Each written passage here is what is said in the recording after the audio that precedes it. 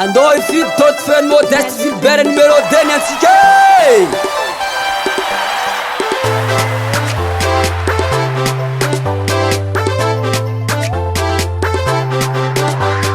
Tonga nandrasagna ilay fifidianagna aza miala mazatra I modeste zegny efa naro nandalo fa izy navita maro namboariny tananatsika namboariny écolentsika mitsinjony hoaviny tanora izy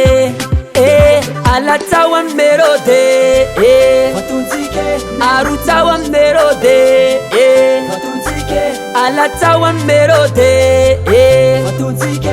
arotsawa numéro 2 vatontsika I modeste zegny I modeste zegny I modeste zegny dintsika I modeste zegny I modeste zegny I modeste zegny olontsika namboariny lalagna namboariny pont amizay tsika bien communiqué pilony vôvô natolotro avaradrano zay fa ho vite maeza mifitatsika amin'olo maharaka atsika sady mavita dide amin'ny tananatsika numéro 2 nitsika numéro 2 nitsika izy toanatsika numéro 2 nitsika numéro 2 nitsika izy safiditsika tsatakalo alatsawa numéro 2 vatontsika arotsawa numéro 2 vatontsika alatsawa numéro 2 vatontsika arotsawa numéro 2 vatontsika I modeste zegny I modeste zegny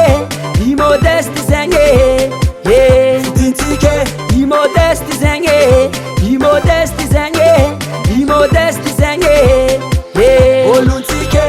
rivôgantana mandaolo tsy vako volo ny fifidianana be tanàna dia tsy fifidianana antoko politika na fikambanana fa fifidianana olona izay azo atokisana aty fotony ary azotsika fanereserana mandritra ny efatra taona izay ametrahana fotodrafitrasa sy fampandrosoana ho an'ny vahoaka noho zany rehefa tonga ny fahafito amby roapolo ny volana novambra ho avy zao dia numéro 2 ihany ny antsika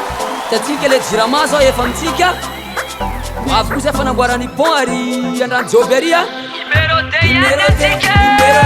numéro 2 dintsika numéro 2 numéro 2 numéro 2 olontsika numéro 2 numéro 2 numéro 2 dintsika numéro 2 numéro 2 numéro 2 olontsika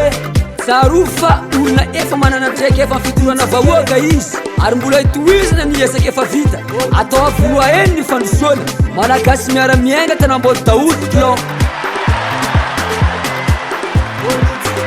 numéro 2 nitsika